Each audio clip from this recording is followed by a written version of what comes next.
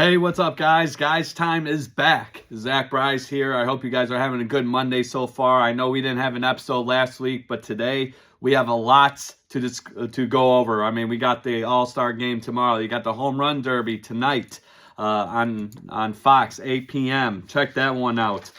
We got fights, lots of fights. A huge weekend for fights. All you fight fanatics, all combat sports fans. We got boxing. You got UFC 318. We'll dive into that in a little bit. And then we'll end today's episode talking about Kamel Macklin competing in his third pro fight in his backyard, Detroit, Michigan, downtown Detroit, Michigan, at Little Caesars Arena next Saturday, July 26th. Get your tickets now. It's going to be absolutely phenomenal. But we got to talk about this Home Run Derby. I got to make my pick. So, Home Run Derby tonight, 8 o'clock.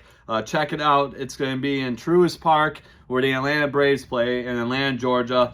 Some of the contenders competing in this Home Run Derby. You got Byron Buxton from the Minnesota Twins. He has 21 home runs on the season. He's been their all-star most of the season, so you have that going on. You got Junior Caminero from the Tampa Bay Rays. He has 23 home runs. And then a late addition to the Home Run Derby this year, Chisholm Jr. from the New York Yankees. He has 17 home runs. He's going to compete tonight. That's going to be interesting how he does. You got O'Neal Cruz from the Pittsburgh Pirates. He's got 16 home runs. Matt Olson from the Atlanta Braves, hometown guy there, 17 home runs. He replaced his teammate, All-Star Ronald Acuna Jr., because he has a back injury, but they got Atlanta Braves representation there with his teammate Matt Olson. So you have that going on. And then the surprising pick, especially for a catcher, Cal Riley from the Seattle Mariners. This guy has 38 home runs on the season as a catcher. That's rare today that you see a catcher hit that many home runs in baseball today, but I mean, he's absolutely phenomenal. He hit 2 home runs against the Detroit Tigers this weekend, both times at bat. We'll get to that game a little bit because, yeah, there's a lot to be said about this past weekend's sweep by the Seattle Mariners. But Cal Riley, I mean, 38 home runs. He's one home run away from tying Barry Bonds' record of 39.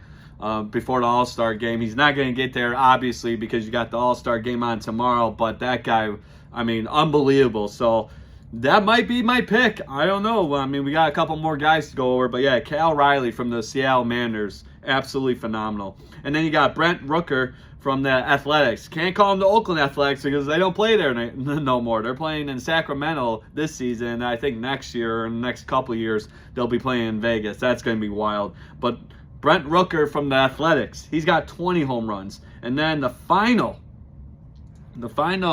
participant in this year's Home Run Derby tonight at 8 o'clock, you got James Woods from the Washington Nationals. He's got 24 home runs. So definitely a good amount of home run hitters here. A good participant list. You got a good roster here for the Home Run Derby. Obviously, last year's winner, Teoscar Hernandez from the LA Dodgers, he won the Home Run Derby last year. But then since 2018, guys, this is a stat I looked up yesterday. Since 2018, there have been 5 National League players that have won 5 out of the last 6 Home Run Derbies from the National League. Vlad Guerrero Jr. was the last American League player to win the Home Run Derby. That was back in 2023. So in terms of the Home Run Derby, the National League has the American League's number. I mean, they're kicking their ass. So hopefully tonight, maybe Seattle will help us out from and represent from the American League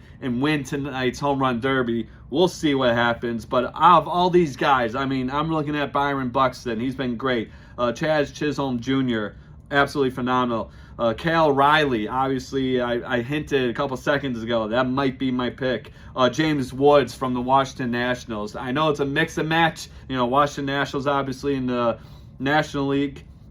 But obviously Minnesota, you know, Minnesota's Byron Buxton. That's an American League team. Chaz Chisholm Jr., New York Yankees, an American League team. Cal Riley, Seattle Mariners, American League team. But yeah, 2018, guys, the National League, a National League player has won 5 out of the last 6 home run derbies. But who is going to be my pick tonight? Who is going to win the home run derby? The 2025 home run derby in Atlanta, Georgia. Braves territory, Braves backyard. Who's going to win it? I got to go with Cal Riley, man. I mean, 38 home runs as a catcher. This guy is absolutely phenomenal. I think he's going to win tonight. That is going to be my pick. I'm locking it in. Final answer. Cal Riley is going to win the home run derby, and he's going to be the first American League player to win the home run derby since Vlad Guerrero Jr. did it 2 years ago, representing the Toronto Blue Jays. So you got the home run derby on tonight. Check it out, 8 o'clock tonight. I do believe it's on Fox. It might be, yeah, I think it's on Fox. It might be on ESPN, but it's on tonight, 8 o'clock. Home run derby. Check that one out. But now we got to head over to the All-Star game. So the MLB All-Star game, National League versus American League. You already know how this goes. Aaron Boone, the manager for the New York Yankees, he's going to represent the American League. And then Dave Roberts, the manager for the LA Dodgers, he's going to obviously represent the National League. So some very two good managers representing the game, being the managers of this game, of the All-Star game tomorrow night. That's going to be absolutely phenomenal. Now, that game is on at 8 o'clock tomorrow on Fox. So check that one out because we got Detroit's own Tarik Skubal. He's going to be the starting pitcher for the American League, and why not, right? Obviously, Friday. Like I said, we'll get into that in a little bit because that was god-awful. Definitely his worst start of the season. Probably his entire career so far. But Tarik Skubal, besides that mishap Friday night against the Mariners, he's been sensational for the Detroit Tigers, for the American League. So definitely the right call for him to start. Obviously, he's probably going to pitch a couple innings. You know, he's not going to pitch a whole inning. He'll get a bunch of relievers in there.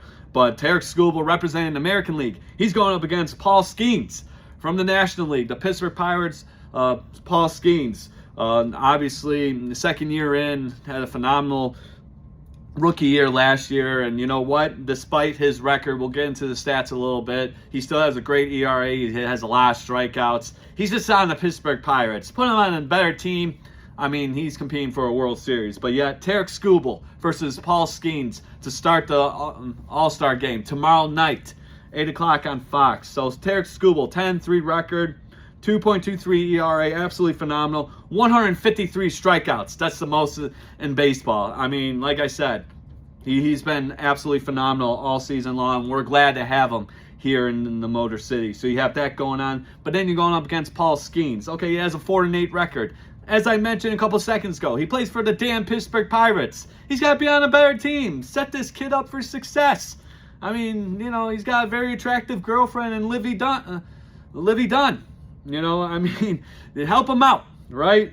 2.01 ERA, 131 strikeouts. So despite the win and loss record, despite playing for the Pittsburgh Pirates, Paul Skeens is still killing it for the National League. So a right call there for him to start for the National League against Tarik Skubal for the American League. So you got that going on. So the American League, so they've won last year 5-3. Very close matchup. It was in Texas, Global Life Field, and Texas Rangers play there. But then I read this stat yesterday. Since 2013, the American League has dominated this game. So the past 12 years, they have dominated. They've won the last 10 out of the.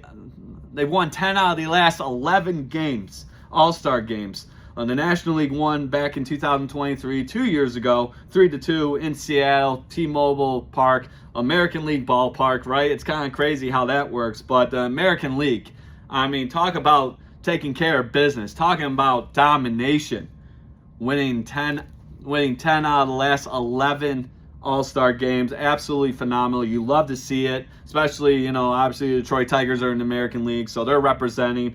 But the National League, I mean, getting their asses handed to them. They got to think of something tonight. I mean, maybe Paul Skeens starts out good.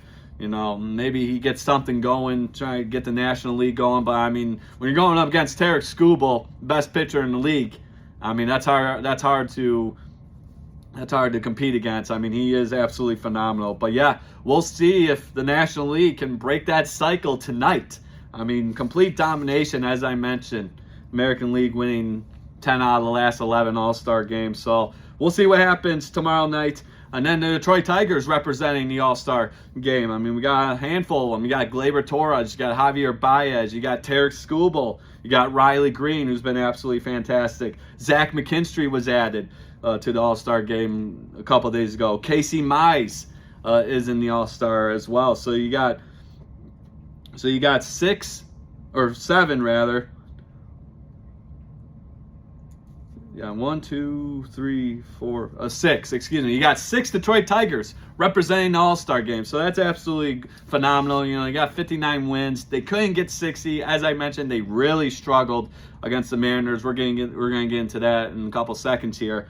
But I mean, the Detroit Tigers are amazing. But you know, they gotta do some things at the All-Star break. They gotta get pitching. I mean, obviously, right? We'll get into that in a little bit. But 6 guys representing the All-Star, the American League All-Star game. I love it. You know, it's amazing to see. I love seeing Tarek Skubal in there. I love seeing Riley Green. You know, Javier Baez, you know, bounce back year, it seems like, because since he's came to Detroit, I mean, that guy has been god-awful. But this year, he's been great. Very fitting to be part of the All-Star game. And then Gleyber Torres, we got him from the New York Yankees. He's been doing absolutely phenomenal as well. Casey Mize, you know, he's rising through the ranks as well after a couple years of injuries and inconsistent play. But yeah, and then Zach McKinstry, you know, he's your utility guy. And, you know, pretty much can do anything. So great to see that, and great representation by the Detroit Tigers. Awesome to see. But that's tomorrow on Fox, 8 p.m. The All-Star game, American League versus National League. But tonight we got the Home Run Derby, so check that out. Busy week for baseball, but yeah, it's gonna be fun. It's gonna be fun to watch that. Watch some Tigers play in the All-Star game. Hopefully, no injuries. Knock on wood. Hopefully, we don't deal with that craziness, but we'll see what happens. But now we gotta talk about the Detroit Tigers. I mean, whoo! Yeah, it was a rough one, boys. It was a rough weekend. 3-game series against these Seattle Mariners. And I get it, Seattle's a good team. I mean, they're not the worst, but they're not great. But, dude, we made them look like $1 million. I mean, we couldn't do anything, and I mean anything against these guys. Our pitching was horrible, god-awful, disgusting, disgraceful. I mean, it put a bad taste in my mouth. I mean, I'm watching yesterday's game. You know, I'm listening to it because I'm getting ready for today's show, talking about this, talking about what else I'm going to talk about. But then I'm seeing some highlights on the TV, and I just couldn't believe what was going on. It seems like every time we scored a run or we tied the game or we had a lead, Seattle would just come back and score runs. I mean, we couldn't shut that offense down. Our bullpen was horrible, god-awful. It was disgusting. But now we got to talk about the game Friday night. So the Mariners come into town. They just got swept by the Yankees earlier in the week. They lost a 3-game series against the New York Yankees, and they've been very inconsistent all season long. You can talk to my best friend Eric Bilecki about that. Yeah, he's not real happy with the Yankees right now, but very inconsistent team. They swept the Mariners, right? The New York Yankees did earlier last week, and then they come to Detroit. They come to Comerica Park, and they kick our ass. They swept us. We lost 4 straight. First time all season long the Detroit Tigers have lost 4 straight games, which is crazy up to this point, the All-Star break, right? But it just seemed like we couldn't do anything. Like, pitching was god-awful. Our offense sucked. It was horrible. So Friday's game. So we lose 12-3. So we got absolutely annihilated Friday. Cal Riley, my guy, my pick to win the Home Run Derby tonight. He had 2 home runs in that game. I mean, when you're the best player on the team, hitting the most home runs, you're going to hit home runs in a very friendly, ballpark-friendly Comerica Park. And that's exactly what happened. But 12-3 Friday night kind of set the tone for the rest of the weekend. I guess you can say, all you diehard Detroit Tigers fans. So then we fast forward to Saturday, right? We lose 15-7. So already, after 2 days, there's 27 runs scored against us, against the Detroit Tigers. Casey Mize, 3 innings pitched, 6 runs. He gave up a home run. And then Skubal, rewind a little bit, back to Friday. 5 innings pitched, 4 runs, 5 strikeouts, 1 home run. Like I said, probably the worst start of the season because he's been lights out up to that point. But the Mariners came in and someone must have pissed in their coffee because they swept us after getting swept by the Yankees earlier in the week. So now we got to talk about yesterday's game. This game, I mean, so much was going on, especially that ninth inning. That ninth inning was, I can't even comprehend, what the hell was going on in that ninth inning. But yesterday, Jack Flaherty on the mound, 5 innings pitched, 2 runs, 4 hits, 7 strikeouts, but he gave up 2 home runs. And when the Mariners' bats have been hot, like they've been, for a while, especially this past weekend against us, yeah, you can't give up home runs, man. I mean, it's not going to end well for you. I mean, this team just keeps coming back. I mean, they're just a pain in the ass. They just don't they don't go away. You want them to go away, but they don't. And so this is where our dreaded bullpen comes into play, right? Yeah. Oh no, we don't need pitching. Oh, yes, we do, especially after this weekend. You see what happened this weekend against the Mariners? Yeah, we need pitching. So Tyler Holton goes in, and he gave up a home run. Okay, sweet. Now, the Mariners have been hitting home runs all weekend against us. Will Vest, shutout closer, the best closer, arguably, in all of baseball this year. He gives up a run and allows 3 walks. Yeah, you can't do that against a team like the Mariners, especially how they've been doing. Now, my favorite pitcher. I mean, this guy has been lights out all season, right? Wrong. Tommy Kahnle. This guy, I don't know why he's still on the team. I just don't see what his value is for our success down the line. I mean, this guy comes in. This is the 9th inning, so it's tied. So this is the 9th inning. Tommy Kahnle comes in. I don't know why you have him go out after getting his ass kicked the day before, Saturday, where I think he gave up like 5 or 6 runs. But you allow him to give him another chance. Yesterday, Sunday, we can't get swept, right? And you allow Will Vest to pitch before Tommy Kahnle instead of the other way around. I don't know. Weird. It is what it is. So Tommy Kahnle comes in, right? He allows 3 runs. He gives up 3 runs. 2 homers, back to back. So what was the game plan there, right? What was going on? What was AJ Hinch thinking? I get it. He knows more baseball than I am. I'm not a manager for Major League Baseball, but that was kind of dumb, and it didn't make sense. So you had that going on. 3 runs Tommy Kahnle allows, 2 home runs back to back. And then in the month of July, I checked this on ESPN stats. His ERA, Tommy Kahnle's ERA, almost 35. That is horrible for the month of July. And we're only mid through July. He has a ERA of 34.71, almost a 35 ERA. That is god-awful. And he's allowed 9 runs. What? Like I said, let me repeat myself. How is this guy still on the team? It doesn't make sense. Get him out of there.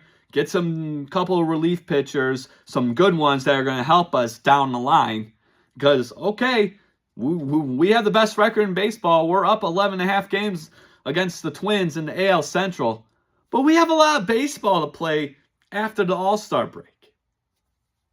I mean, we got to get pitching. I mean, hopefully Scott Harris is on the phone and we get a couple of good relievers and maybe get rid of Tommy Kahnle. Maybe Tyler Holton, too. Get rid of him because he's bad. He's horrible, too. But yeah, 35 ERA in the month of July. 9 runs he's allowed, Tommy Kahnle. Why is he still on the team? It doesn't make sense. So, like I said, tied at 4 going to the 9th. Tigers, Riley Green had a solo shot to take them 5-4, or got him to 4 runs.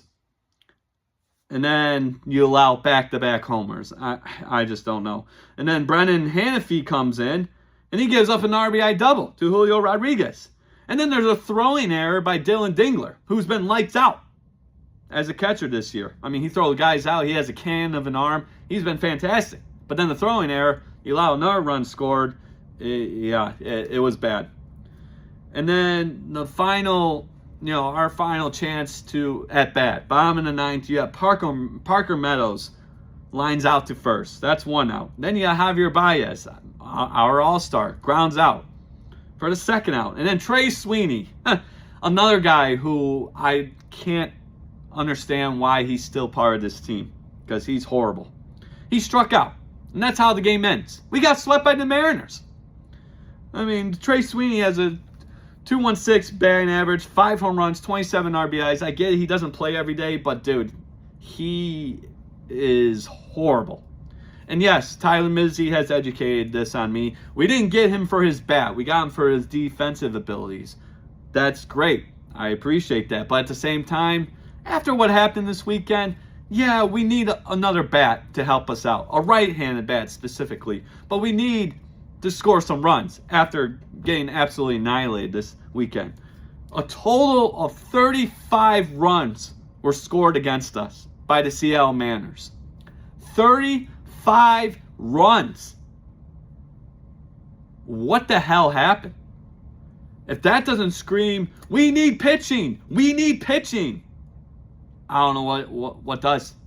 We lost 8-4 yesterday, 12-3 Friday, 15-7 on Saturday.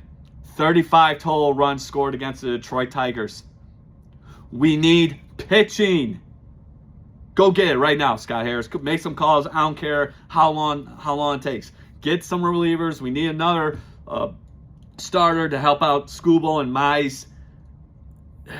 We need pitching. Pitching is going to win you a World Series. It's going to get you to that point.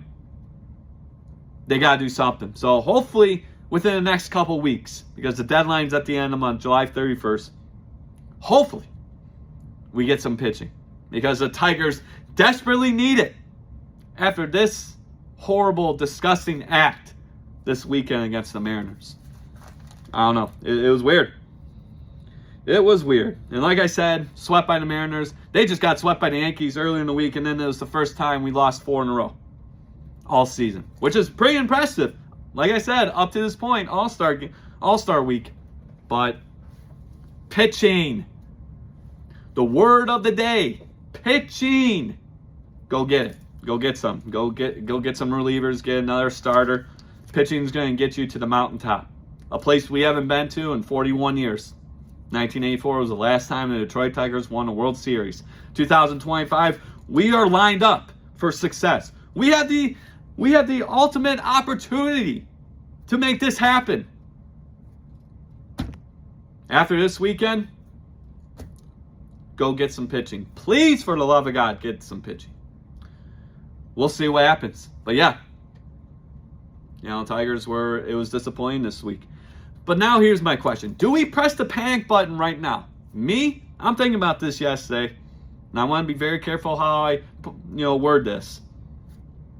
But looking at what happened this weekend, we've lost 4 in a row. We lost the last game against the Rays earlier in the week. We got swept by the Mariners. Our pitching was horrible this weekend. Worst start from Tarek Skubal all season long. Mize wasn't the greatest. Jack Flaherty had his ups and downs. No. There's no need to press the panic button right now. Panic. No. We don't need to do that.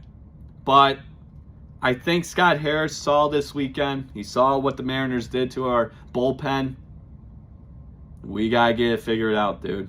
So, no panic button just yet, but it was a letdown. It was very disappointing watching the Tigers going up against the Mariners this weekend. So, we'll see what happens. You got the Home Run Derby on tonight. You got the All-Star game on tomorrow night. And then the Tigers are off for a couple days, because then you got to head over to Texas. They got a 3-game series against the Rangers. And hopefully, they get something figured out, because it was a little scary this weekend. But no panic. We don't need to press the panic button right now. When do we start pressing the panic button is late August, early September, and they're losing 2 out of 3, or they're getting swept, or there's a losing streak happening, or if there's injuries, knock on wood, hopefully there isn't, start to happen. Then we start pressing the panic button, and then the Minnesota Twins start creeping up in the AL Central. Then like the teams like the Dodgers and the Chicago Cubs take our spot to have the best record in baseball. Then we start to panic a little bit. But right now, today, Monday, July 14, 2025, we don't need to press the panic button. But like I said, they gotta figure something out fast. Not later, right, like as soon as possible. ASAP. Get something going. Because that was horrible this weekend. So that's baseball. Enjoy the All-Star week. Enjoy the All-Star game. Home Run Derby on tonight. Place your bet for that one. And then go Tigers starting Friday night after having a couple days off. And then our All-Stars representing, the Detroit Tigers being represented in the All-Star game. Congrats. Have fun. Don't get hurt. So that's all baseball. Lots of baseball. We spent over 20 minutes on it. Crazy. It's like a new record for me. But now we got to hop over to Fight Night. Last Friday, history was made. An all-female fight card on Netflix in Madison Square Garden for Katie Taylor versus Amanda Serrano. Third time around these ladies went at it. Who won? You already know. Katie Taylor wins by majority decision. So one judge had it 95-95. Crazy, right? But 97-93, 97-93, 95-95. Katie Taylor wins by majority decision. Ends the trilogy fight between these two boxers. Not a whole lot of action. I'm watching this fight and I was really, was I disappointed? Yeah, a little bit. The first two fights were classics. Beating the crap out of each other. They went through hell, those two fights. The first two fights. So I understood the strategy from both of them coming into this fight. And you saw it early on. The first round, Amanda Serrano, she's a pressure fighter. But she was hot. She was boxing from the outside. Kind of worked against her because Katie Taylor thrived off of boxing from the outside, and it worked. But yeah, but throughout this entire fight, there was only 140 punches landed total. That was the total amount of punches landed in this entire fight, and that's according to CompuBox. 140 total punches, which is less than their second fight combined. That's insane. And then Amanda Serrano, she landed more punches in the 10th round from the rematch, last November's fight, with the Jake Paul-Mike Tyson card. She landed more punches in that 10th round than she did the entire fight this time in the third fight. Think about that. One round last fight, she landed more punches than she did the entire 10 rounds the third fight. But yeah, not a whole lot of action. Like I said, both fighters were very conservative coming to this fight. But now we can lay this to rest. Katie Taylor 3-0 against Amanda Serrano. Katie Taylor's 38 years old, 39 years old. So what does she do? Does she retire? Fight a couple more times? I don't know. Amanda Serrano, where does she go from here? Does she retire? I don't know. But yeah. And that's according to Yahoo Sports, the stat about Amanda Serrano landing more punches in the 10th round of their second fight, the rematch, than she did the entire third fight. That's according to Yahoo Sports. And then, yeah, like I said, boxing from the outside, she's usually a pressure fighter, so that was a very interesting strategy she took, her and her team took coming into this fight. And it seemed like she wasn't hitting Taylor a whole lot, hitting nothing but air. Shadow boxing, it seemed like, for multiple rounds. But then Katie Taylor looked very good in the later rounds, specifically in the 9th and 10th round. She looked really good, landing some shots, taking advantage of the outside range. That's her style of boxing, And I get Amanda Serrano, the first 2 fights. She tried to pressure fight and it didn't work. So this time, different approach. It still didn't work. Boxing's a weird sport. I get it, but yeah, it didn't look good for Amanda Serrano. But yeah, Katie Taylor, 3-0 against Amanda Serrano. First fight, she won by split decision. The second fight, she won by unanimous decision. And obviously, lots of controversy in the second fight. Headbutts, cut Amanda Serrano above her eye, right where her eyebrow's at. Really good. Multiple headbutts. Yeah, it was kind of bullshit, but that happened. But it is what it is, right? It happens. It's the fight game. It sucks. It's unfortunate. It's BS, but what are you going to do? And then the third time around, Katie Taylor wins by majority decision. So all these fights went to the judges' scorecards any way possible. You have split decision, you got unanimous decision, you got majority decision. That's wild. That just shows that these 2 women are fantastic at what they do. They put on a show. Third fight, kind of a letdown versus the first 2 fights. Yeah, I get it. Us fight fans, we're spoiled. Okay, I will admit. All right, being a fight fan myself, but yeah, it was not the greatest. But you know what, Katie Taylor, congrats to her. She, whatever she does, retires or fights one more time. I don't think she needs to prove anything. She is a star, and she proved it Friday night. And then Amanda Serrano, like I said, another great fighter, another great boxer in women's boxing. We'll see what happens with those 2. But yeah, this was for the undisputed light welterweight titles. Katie Taylor retains. So you had that. But then the co-main event on the same card, you have Alicia Baumgartner, born in Detroit. Crazy enough. So Detroit's own Alicia Baumgartner going up against Jennifer Miranda, who came in undefeated, 12-0. This was a good fight. Probably the best fight on the card. This was for the undisputed super featherweight championship. Baumgartner won by unanimous decision. She looked really good. Both fighters had some great exchanges early on. It was kind of back and forth all around. But yeah, Alicia Baumgartner wins by unanimous decision. She is the undisputed super featherweight champion. So that was good to see. But an all-women's fight card, history was made, Madison Square Garden. You love to see it. Expanding women's boxing. It was fun. It was fun to watch. So you had that going on Friday night. And then Saturday night, this past weekend, you had Shakur Stevenson going up against William Cepeda. Stevenson wins by unanimous decision. And I was watching highlights of this fight. He dominated the fight. He landed a ridiculous 52.5% of his punches. And then Cepeda, he struggled throughout this entire fight. He only landed 27.8% of his punches, and that's according to CompuBox. So he really couldn't find his rhythm.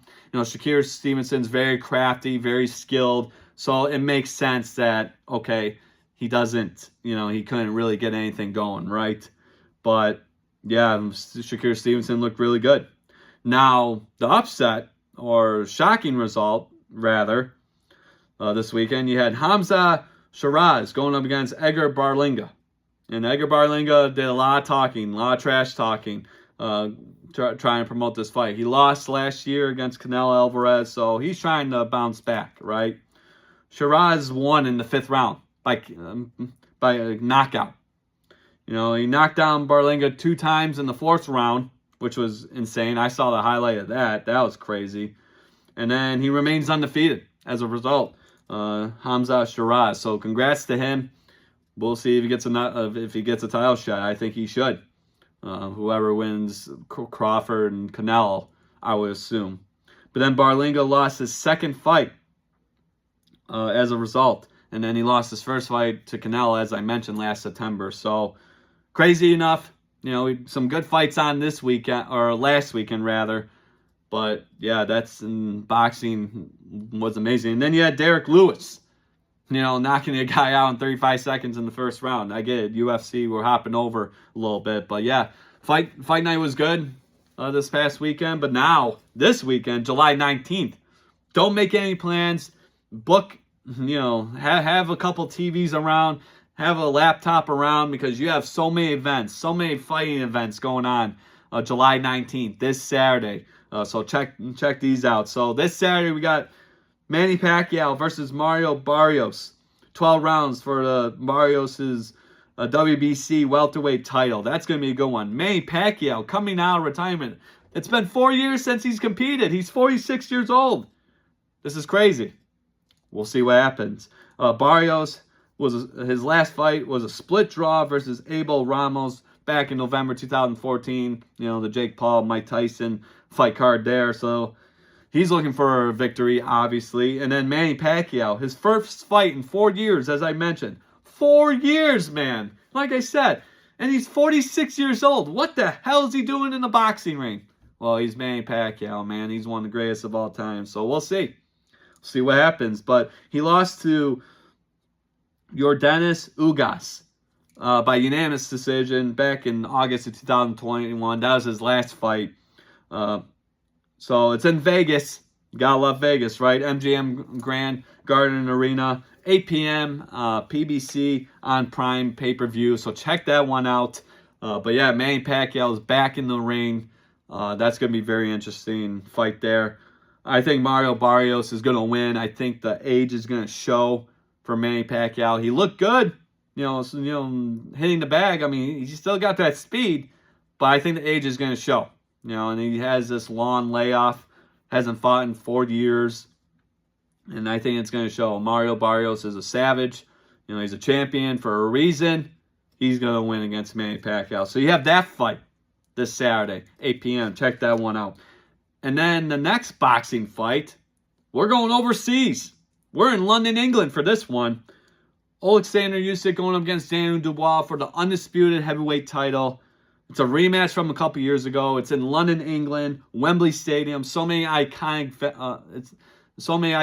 events have happened there. So many artists and musicians and bands have performed there.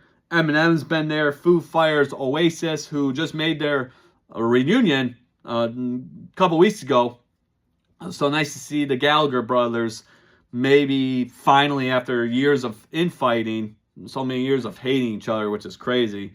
Maybe they finally buried a hatchet. Maybe they can finally, go on tour. So you have them there. They've performed there numerous times. Metallica's been there. U2, Taylor Swift.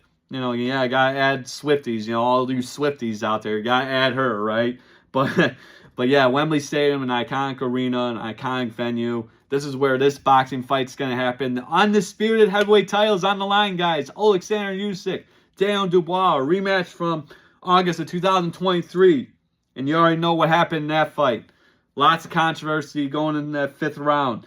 Daniel Dubois punches Usyk. It looked like a body shot. Referee deemed that it was a low blow. But then the referee allows so much time, almost 4 minutes exactly, and that's according to thezone.com, to recover, which is an insane amount of time to allow a fighter to recover. I mean, when you have him hurt, dude, it changes the fight. But then when you allow him so much time to recover, it definitely changes the outcome as well, because it did. Because the referee, whoever that bonehead is, allowed Usyk to recover for so much time, damn near 4 minutes. He came back in the 9th round and knocked Daniel Dubois out. Knockout, see you later, I'm the undisputed heavyweight champion.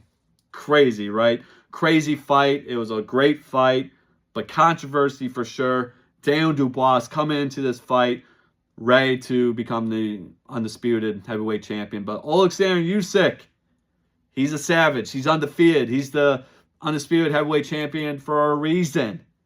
So this fight is going to be amazing. It's personal. There's going to be fireworks all over the place.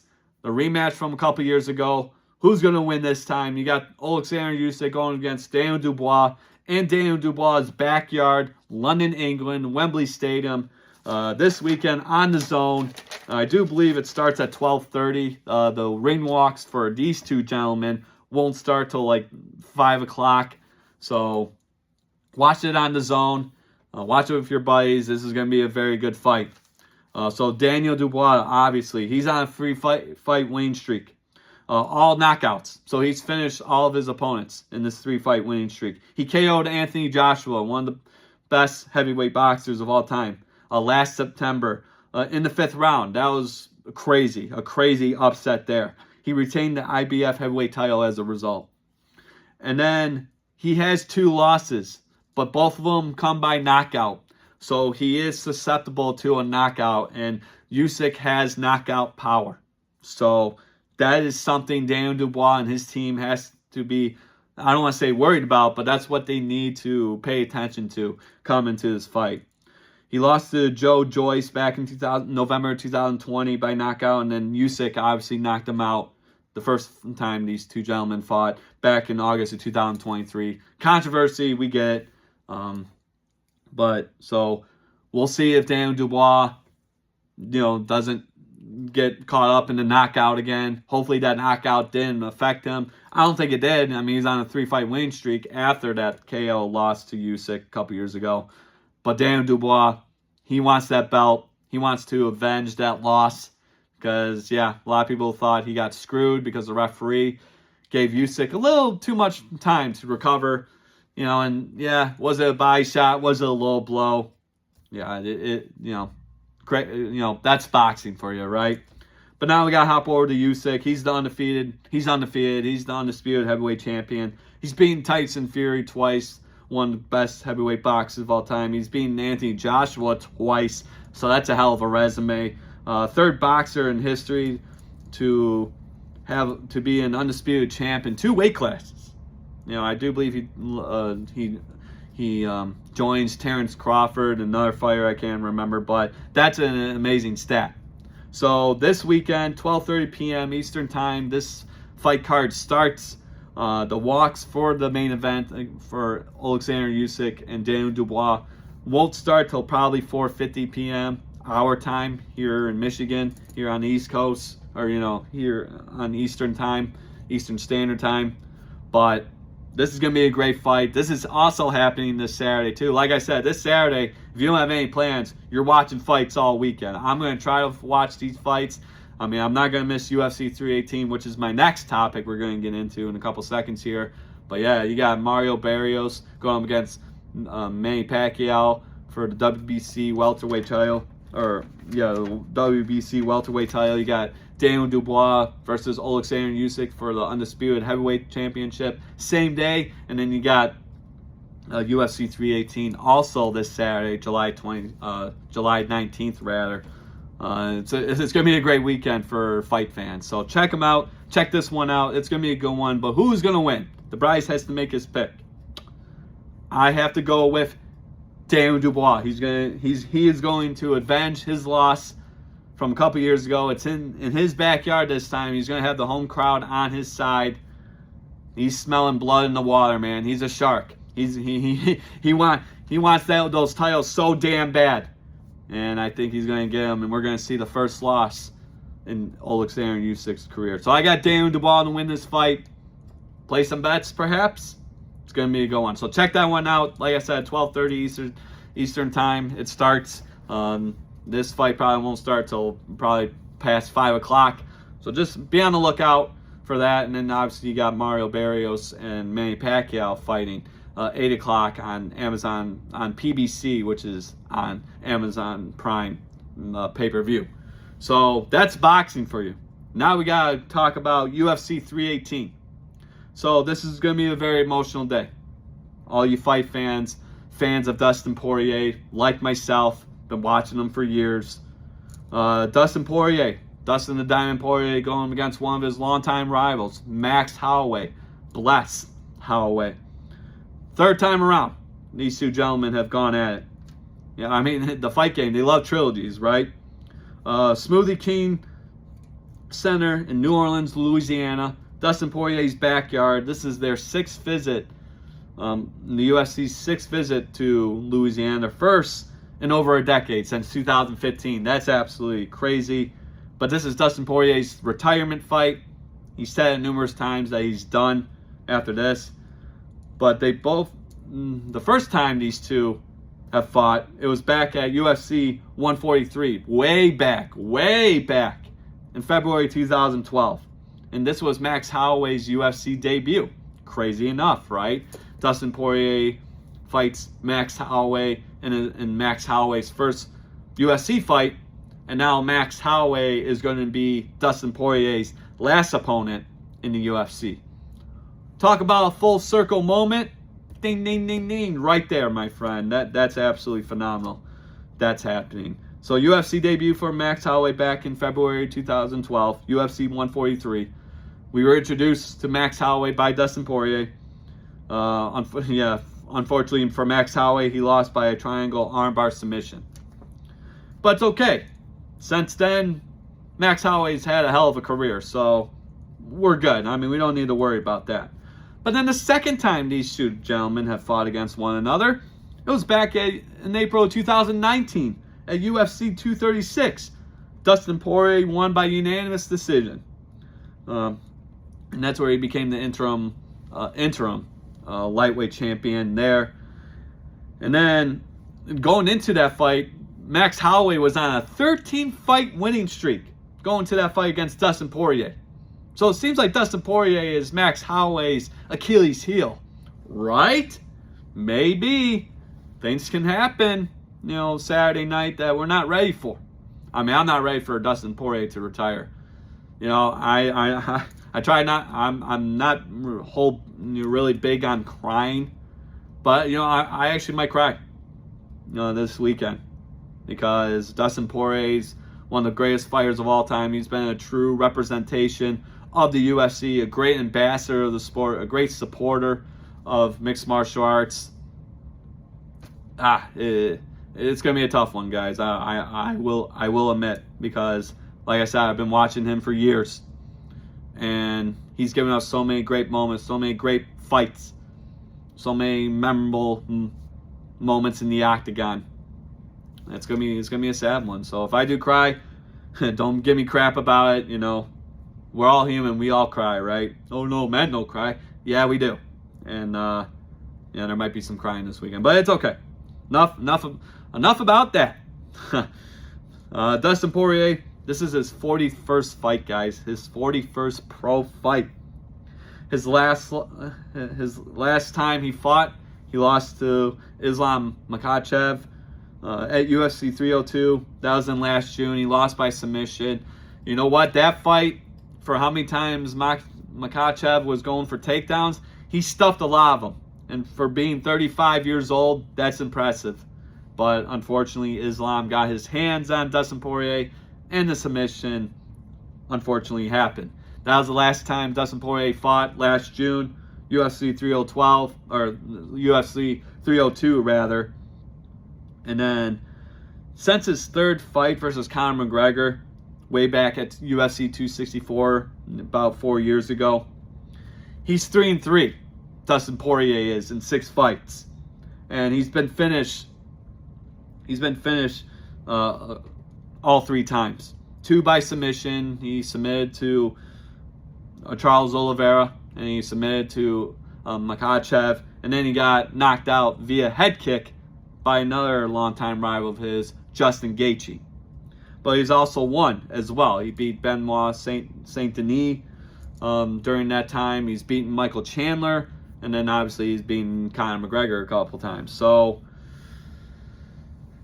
Max Holloway, his last fight was back at UFC 308 last October, and then he got knocked out viciously by the UFC lightweight champion Ilia Topuria, who I think is going to be the next big star.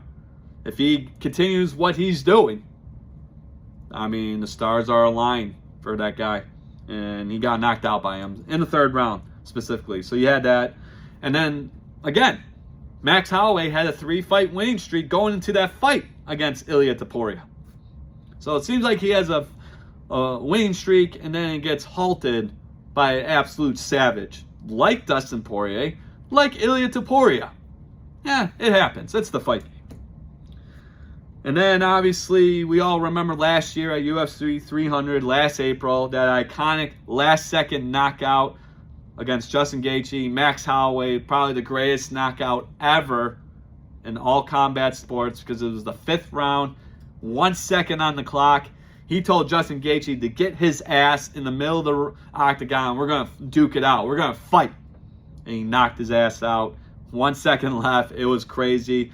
I was losing my mind. That place was losing their mind. They saw a great moment. So I'm jealous of those fans. I'm jealous of the broadcasting team, Daniel Cormier, John Anik, Joe Rogan, 3 of the best to ever do it. They saw that live. I mean, that it doesn't get any better than that. So you had, some iconic moments between these two gentlemen. And now the resumes for both of them. So we'll start with Poirier because, this is his going away party. This is his last dance, I guess you can say. It's been advertised all over his social media. Sure, I mean, I get it. It is what it is. But his resume, Dustin Poirier, I mean, he's fought so many former world champions. Eddie Alvarez, former champion. Holloway, former champion. Max Holloway, former champion. Khabib Nurmagomedov, former champion, undefeated. Dan Hooker. That was a war. That was a bloody, savage war between those two. They beat the crap out of each other. Great fight there. He's beaten Conor McGregor, former champion, a couple times. He went up against Oliveira. He lost to him, unfortunately. He's beaten Justin Gaethje. He lost to Justin Gaethje. Benoit Saint Denis. And then, obviously, he lost to Islam Makhachev, who is a former champion as well. So that's a hell of a resume for Dustin Poirier, and he's been in the fight game for 15 years. That's amazing. So you have that going on. But now the resume for Max Holloway. Can't forget about that guy because he's a savage too. He's beaten Jose Aldo twice.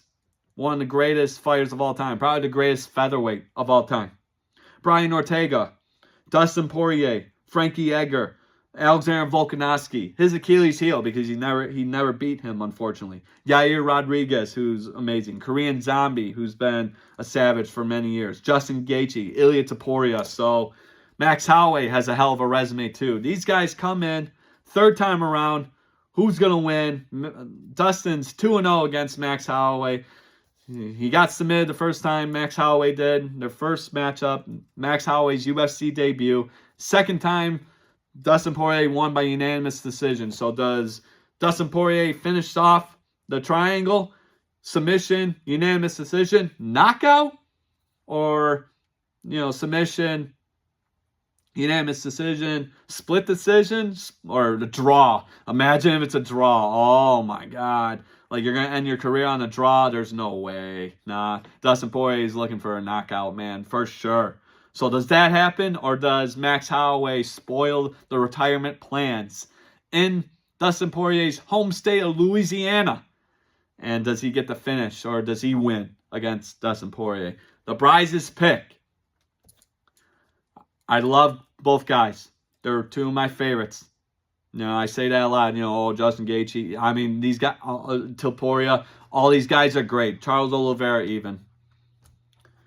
But these two are 2 of my favorite guys, Dustin Poirier, Max Holloway. You guys know every time we're on the podcast, every time I do videos for my page, I give a lot of praise to both these guys, especially Dustin Poirier, because I've been watching them for years. Dustin Poirier, 41st fight in his pro career. Max Holloway, coming back after getting knocked out by Ilia Topuria, so he's looking for a victory. But does Dustin Poirier go out on top, or does Max Holloway spoil those plans for the diamond? I gotta go with Dustin Poirier. I think he looks good. I've been watching his training on Instagram and on social media. He looks absolutely fantastic. He's a big dude, a big lightweight. Hopefully he can make the cut. I know he will because he's always been very good on that. I don't think he's ever missed weight. Max Holloway, he's going to make the cut as well. But these two are very big for 155 for being lightweights. But I'm going to go with Dustin the Diamond Poirier. He's going to win his final fight in his home state, Louisiana. He's got the hometown crowd on his side. But I think they're going to deliver a masterpiece.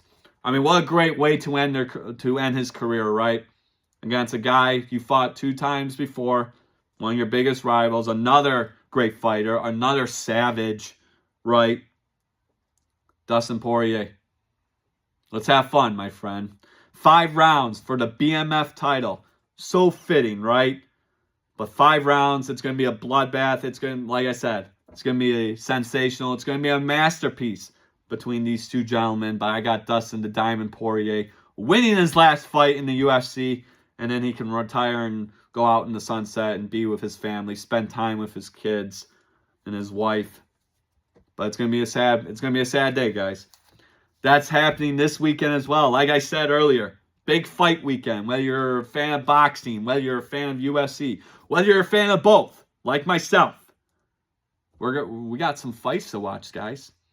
And it's crazy. It's good too because there's no football on. You know, football doesn't come for a couple more months, so this is perfect. I mean, yeah, you're gonna have baseball. Tiger's gonna be on, but fight night. All you fight fanatics, watch some boxing, watch some UFC. It's gonna be good. But yep, Dustin Diamond Poirier is going to win. It's going to be an instant classic with his longtime rival, Max Holloway. I can't wait, guys. So you have that going on. But the rest of this card's pretty spot on, too. You got Paulo Costa versus Roman Kopylov. Costa, his last fight at UFC 298, he lost to Robert Whittaker by unanimous decision. He comes in with a 14-3 record. It's been a while since we've seen Paulo Costa in action, so the long inactivity, does that help him or does that hurt him coming to this fight? Kopylov, he comes in his last fight earlier this year, January 2025. He won by head kick, TKO head kick against Chris Curtis. He's on a 2-fight winning streak. He's also 14-3. So that's going to be a good one. Middleweight bout there, 185, 2 big guys there, especially Paulo Costa. You know, he makes weight, but then he's walking around at least 220. That guy's a monster. So that's going to be a good one. Kevin Holland, your guys' favorite, back in action a month removed from his last fight. I've said it numerous times on the podcast. This guy is very active, and that's why people like him. Like myself, I appreciate what he does. He's going up against Daniel Rodriguez. So Kevin Holland, 4th fight already in 2025, and we're only in July. He's probably going to have 2, 3, 4 more fights by the end of the year. Knowing how active this guy is, I'm willing to bet he just tells Dana, hey, next pay-per-view, put me on. I'll be ready. I mean, hopefully nothing happens from now to Saturday. But yeah, Kevin Holland's the man. Thank you. Thank you for everything you've done, because that's the fighter that I appreciate. Doing his job, not taking long breaks. I mean, get a devastating injury, whatever, sure. But I mean, if you're just taking, John Jones' time off, a couple years since he last competed as the heavyweight champion, but we don't have to worry about that anymore. I mean, he did enter the testing pool again. I did see that. It's craziness. The heavyweight division's a mess right now. I don't know what the hell is going on. But with Kevin Holland, we don't have to worry about that because he's going to fight 2 weeks later. He's going to fight a month later. Put me in, coach.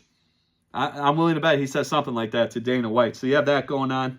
4th fight already in 2025 for Kevin Holland. As I mentioned, he won his last fight, UFC 316, early June. It's the middle of July now. Bravo choke against Vicente Luque. Like I said, a month ago. He's 2-1. Kevin Holland is in the year 2025. He has a 28-13-1 record. 1 no contest. He's on a 2-fight winning streak. So this is going to be a very interesting fight.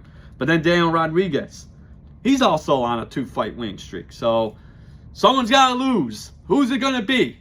I really hope it's not Kevin Holland, because I got Kevin Holland in this fight. I'll pick Kevin Holland, but Daniel Rodriguez is a savage as well. He won his last fight May of this year, so a couple months ago. TKO via punches against Santiago Ponzinibbio. Okay, I got that right. So, yeah, Santiago Ponzinibbio. Great. But, yeah, he won against him. TKO via punches.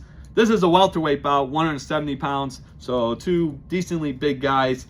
But Kevin Holland back in action. That's going to be a good fight as well. Dan Ige against Patricio Pitbull. This is going to be a good one. Ige, he won his last fight against Sean Woodson. TKO via punches. That was a really good fight. back in April of 2025, April of this year, rather. UFC 314, that was a good fight. Pitbull, Patricio Pitbull, he made his UFC debut at the same event, at the same pay-per-view, UFC 314. He lost to Yair Rodriguez, unfortunately. Unanimous decision. He didn't really look too good in that fight. Yair Rodriguez, was just picking him apart. Maybe Pitbull comes back and redeems himself against Dan Ige. But Dan Ige, that's a tough dude. He's very skillful. He's very strong for being a featherweight. This is 145-pound matchup. That's going to be a very interesting fight there. So you have that fight. And then to start off the main card, you have a veteran to start off the main card. Michael Johnson. This guy has been here for years. He's going up against Daniel Zellhuber. And this is a lightweight bout, by the way. But yeah, Michael Johnson, 2-fight winning streak. He's in his late 30s. Absolutely phenomenal. He's still doing this. Longtime veteran, as I said. 43rd pro fight for Michael Johnson. He's been with the UFC since 2010, ladies and gentlemen. 2010, 15 years ago. I was 14.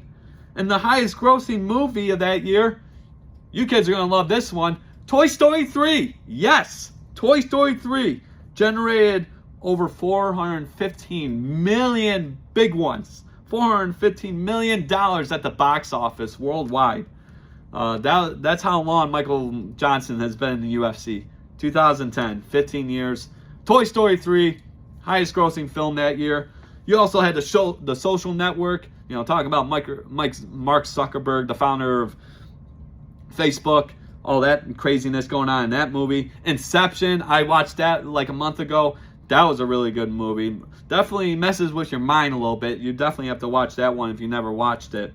Tom Hardy's in that one too. He did absolutely fantastic.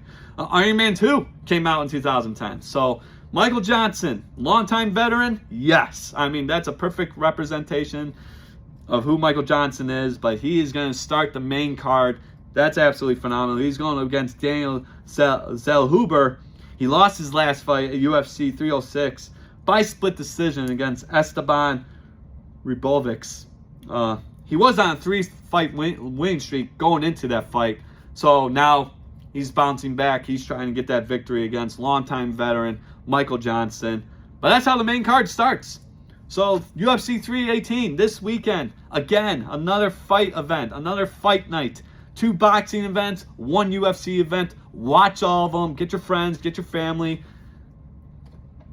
If you don't have any plans, make some. Watch these fights, man. They're going to be absolutely fantastic. So UFC 318 this Saturday. Main card starts at 10 p.m. Check it out. You got the prelims starting at 8. Marvin Vettori, former UFC middleweight contender. He's going to be on the prelims going up against Brendan Allen. That's going to be a very interesting fight. But that's on the prelims. That's on at 8. And then early prelims are going to be on at 6 or 6:30. But UFC 318 this weekend, you got Mario Barrios, Manny Pacquiao for the WBC Welterweight Championship. You got Alexander Usyk, Daniel Dubois for the undisputed heavyweight title this weekend as well. All these fights are on Saturday, July 19th. So make plans. It's going to be awesome. But now we end today's episode. Guys time. Talking about Kamel Macklin. This guy's amazing. I've talked about him a lot because he's going to do great things for the sport, for boxing, for the sport of boxing. He's competing in his 3rd pro fight. He's undefeated, 2-0, 2 knockouts. 3rd pro fight in his backyard, Detroit, Michigan, Little Caesars Arena, two weeks from now, Saturday, July 26th. He's on the same card as Claressa Shields versus Laney Daniels for the undisputed women's heavyweight title. So you have that going on. And obviously, Kamel Macklin's last fight was in this past April at Hype Athletics Center in Dearborn Heights, Michigan. He won by knockout, and he's looking to get another knockout in this fight. It's a 4-round fight. He's going to be one of the early fights, but get your asses there. Contact him on social media. He's on Instagram. He's on Facebook, TikTok. Try to get his phone number. Don't stalk him. Don't be a weirdo. He's training right now, so give him that space. But hit him up on social media. Like I said, he's really good on Instagram, Facebook. Get those tickets because the physical tickets are going fast, but then the digital tickets are going fast as well. This is going to be a great night for him. It's going to be a great night for New Way Training Center. It's going to be a great night for boxing fans, for fight fans in Detroit, Michigan. I can't wait. I got my tickets. Me and my dad are going. It's going to be a great night. Saturday, July 26th, guys, 2 weeks away. Kamel Macklin, third pro fight. Going for 3-0, of course. And it's going to be awesome. So check that one out. Kamel Macklin, making a name for himself. Little Caesar Arena. That's absolutely phenomenal. Good for him. I'm proud of him. I'm happy for him. It's going to be a great night in Detroit. Clarissa Shields, Laney Daniels, Undisputed Heavyweight Championship on the line. That's your main event. But Kamel Macklin, my man, made it on the card. 4-round fight. Get your tickets now. 2 weeks. 2 weeks from now, July 26th, Little Caesar Arena. You gotta go down there and experience some good times. So you have that going on. It's gonna be amazing. Congrats to Kamel once again. I'm happy for you, brother. And that's how this podcast ends today. That's how this episode ends today. So thank you for joining me. I know, over an hour. I know we had a lot to go over. Didn't have an episode last week, but now this week, you have All-Star Game. You have the Home Run Derby on tonight. You have Tigers desperately needing pitching. The key word today is pitching. You have that going on. You have boxing fights that happen this weekend. 2 big boxing fights going on this Saturday. You got UFC 318 happening this Saturday as well. You got Kamel Macklin competing in his 3rd pro fight downtown Detroit, Michigan, Little Caesars Arena 2 weeks from now, July 26th. Get your tickets now. It's been, we had lots to discover today, so thank you for joining me. You already know the drill by now. YouTube, Spotify, Apple Podcasts. This episode will be available for your amusement, I guess, if you want to see my beautiful face or if you want to listen to my amazing voice. It will be available later today. You guys check it out. It's Monday. You guys enjoy the day, and you guys are amazing. All right, take care, guys. Enjoy the rest of the week. Watch some fights this weekend, and stay safe out there. You guys are the best. Have a good one.